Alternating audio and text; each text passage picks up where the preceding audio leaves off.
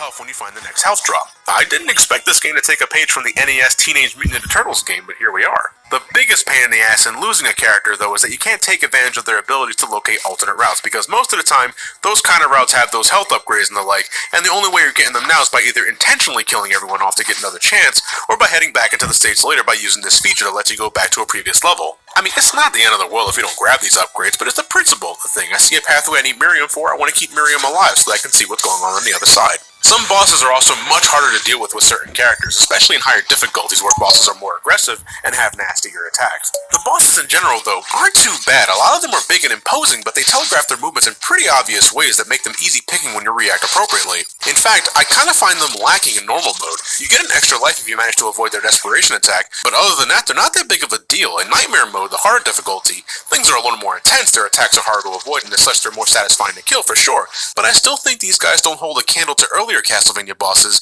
that dick kick you without remorse. No, I would say, even on the higher difficulties, Curse of the Moon isn't nearly as hard as the games it takes so much inspiration from. Because of this, I do think it's a fantastic starting point for those looking to give the old-fashioned Castlevania style a try. Stage design is large, it's varied, full of challenges that aren't overly punishing or antiquated for that matter. Yeah, there's knockback, assuming you're playing on veteran mode, but I only died a handful of times because of that kind of shit. By the end of this game, I had more lives than I would ever have at the end of Castlevania 1 or Castlevania 3, even on Nightmare and Ultimate mode. Yeah, this game isn't that hard. I think anyone can play and beat this easily. Having up to 4 characters at once gives you plenty of options to handle specific obstacles and locate extra goodies, and their abilities make short work of anything in front of you as long as you got the weapon energy to spare. Bloodstained Curse of the Moon, I gotta say, was a great time. I played and beaten it 4 times for this video, once on normal mode, Nightmare mode, I did a playthrough using only Zangetsu and his soul abilities, and then I finished things with Ultimate mode, where you can use Zangetsu with all of his special soul abilities and still get to recruit other characters. Kinda makes normal mode obsolete thinking about it, but not once did I get tired of any of it. Curse of the Moon also isn't very long, it should only take you about 2 hours to finish it, and it gives you plenty of reason to go back. I love the look of it, I love the feel of it, the graphics are colorful while simultaneously paying homage to its grim and cheesy horror-themed counterpart, and the music is a great listen as well. Longtime Castlevania series composer Michiru Yamane returns to the scene along with other great composers to deliver an energetic and catchy collection of tunes that'll get you in the demon-killing mood. Though out of curiosity, I did play some Castlevania music during one of my playthroughs, and I wasn't surprised to hear it fit so well.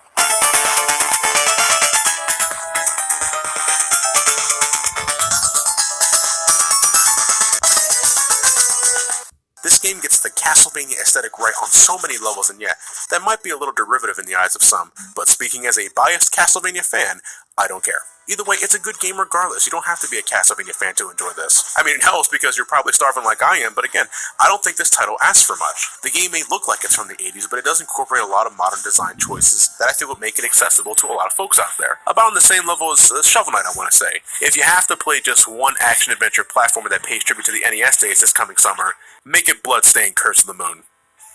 I don't know, man. I don't want to jinx anything, but it's looking really good for the Bloodstained series so far. The retro game delivered and then some, and I'm really hoping Ritual of the Night just knocks it out of the fucking park. Not just so I can have a good Castlevania game again, just so that we can have a good game in general. I think that's what's really important. Is if this game does well in general, like so everybody can enjoy it, we get more of this shit.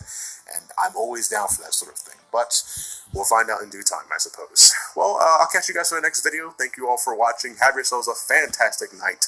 And take care.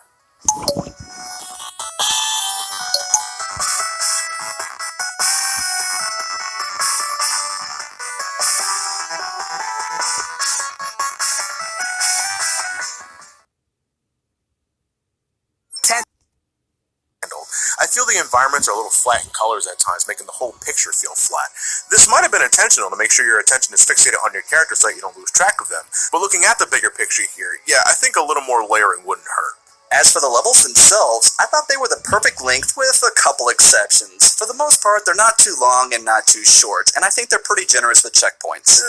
Mostly. I don't know. I thought some of these levels could have been cut in half or maybe by a third. The volcano level, I thought it went on a little long, and the sand level / alien invasion level gave me similar vibes. I do love the tons of set pieces, though. They do a great job of making the stage distinguishable from the rest, and I appreciate that kind of variety, given how inherently repetitious this kind of genre can get. Still, after about 2 hours, I was sort of on autopilot. I froze things with my ice projectiles, and that was about it.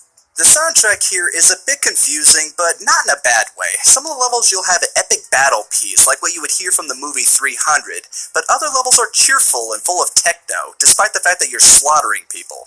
As a whole, I found myself humming the music in just about every level and in the hub world. It's not a soundtrack that I would go out of my way to find, but it's definitely enjoyable. You can tell that a lot of ambition was put into this soundtrack. Yeah, I thought the music was perfectly fine. I especially like the track called Second Thoughts, one of the boss tracks. My only complaint is that the music doesn't properly loop all the time. Like, it's obvious when the track ends and repeats itself. It's very abrupt. It's a minor thing, and it could be a callback to the game's roots as a flash-based video game, but it's something I kept noticing.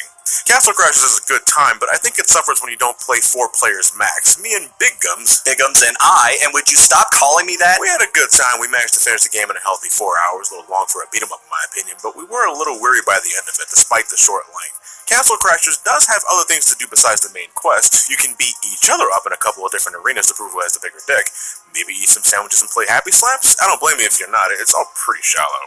There's also an archery contest where you can try and pelt each other with arrows. It gets better as you pick up more speed, but it's disjointed as hell. Very back and forth, it's not that exciting. I, for the life of me, don't understand the back-off barbarian minigame. Like, what's the point in this? To avoid enemies as long as you can? You press the buttons corresponding to the colors surrounding you to move to the next block.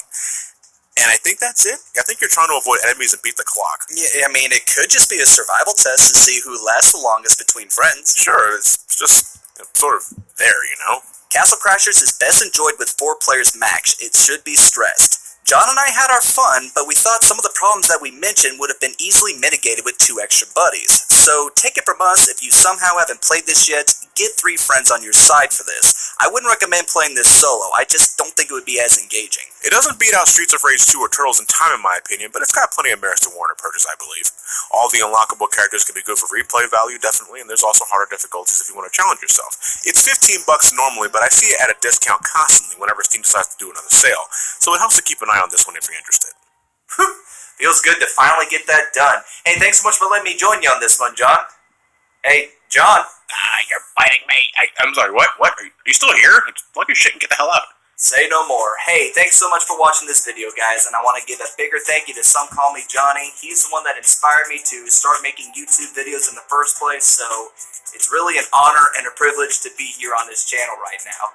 But I also want to encourage you all to take a look at my channel. I post game reviews all the time, and I plan on branching out and doing other things in the near and dear future. You guys have yourselves an outstanding evening, alright? And with that, I'll see you guys next time for the next video. If you happen to be going to too many games next week again, I'll be there all 3 days. Hope to see you guys there. Believe it or not, the next marathon will be starting very soon. Hope you guys look forward to it. All that said, thank you very much for watching. Have yourselves a fantastic night. And take care.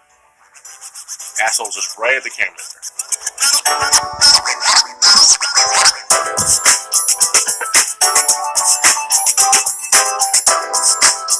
Complete with new graphics, enhanced soundtrack, a fleshed out story with more character development, sort of, and additional content in the form of a playable file who has his own campaign, along with his own personal arsenal of weapons to bring in a large variety of pain. It was a failed attempt, of course, because it was on the PSP. Don't get me wrong, I love the damn thing, but not enough people did, and I don't understand why Capcom thought it was the best option to choose for their Mega Man reboots. They should have waited a couple of years for the 3DS. A shame, too, because this isn't a bad remake at all. I still prefer the SNES original, but the game looks and sounds great, the remix soundtrack is a joy to the ears, and I appreciate the added story elements to make X's World more interesting. You learn a little more about the Mavericks. When you finish the game, you unlock the Day of Sigma, a near 25-minute-long animated short that goes into Sigma's modus return to the dark side, which sort of retcons his origin story in X4, but we'll get there in time. And the voice acting isn't too bad. It's hit and miss, sure. Like, I love Lucas Gibertson as Zero, but I swear every time he plays up the drama, it sounds like he's about to burst into a fit of laughter. Change the world? Sounds like Maverick talk to me. Perpetrator was so skilled. Not many Reploids have specs that high. But most importantly, the gameplay was pretty much left intact. If you played the SNES game, you can play this no problem. I think it's a little easier to boot. Like, I find it easier to read enemy attacks because of 3D animations being easier to distinguish. So if you thought the SNES game was too much, give the PSP remake a try. Miles' campaign is a neat bonus, giving you the option to play through the game as this greasy douchebag, but I don't find him as enjoyable as X. He can't dash for starters, and it was really fucking hard to break that habit. And he has miserable defense, making the intro stage, out of all things, one of the hardest in the game, believe it or not. And though he has a large selection of arm cannons, shoulder cannons, and foot bombs, they're not as visually exciting or as satisfying to use as X's special weapons. Now, I love how his ammo rapidly regenerates, but enemies can still drop weapon ammo as if you're playing as X. For Vile, that's just a waste of time. I'm just trying to refill my energy because I'm low on health, but weapon ammo keeps dropping and I'm getting nowhere. Every once in a while, you can find Vile's special ride armor, which you would think is something he'd be able to call at any point, given how big of a deal it was in the original game. And it's good for mowing down enemies, but it's got a pathetically short time limit that goes down faster whenever you take a hit. I don't get that. It's also required for certain upgrades. The sub-tank and Storm Eagle stage is next to fucking impossible to get because you have to make sure your ride armor blows up in front of these containers that's preceded by a shitload of floating platforms with enemies on them to drain your timer. It's a crapshoot. It makes me think Vile's campaign was kind of slapdash into the product. I also don't like how every stage plays the same song. It's a cool theme, but why make it the only song you hear until the Sigma stages? A very strange decision. But on the plus side, you can sort of hover in midair by mashing the shoulder cannon button, which might be an unintentional thing, but I can fly over a good chunk of Launch Octopus' stage. There's not a goddamn thing you can do about it.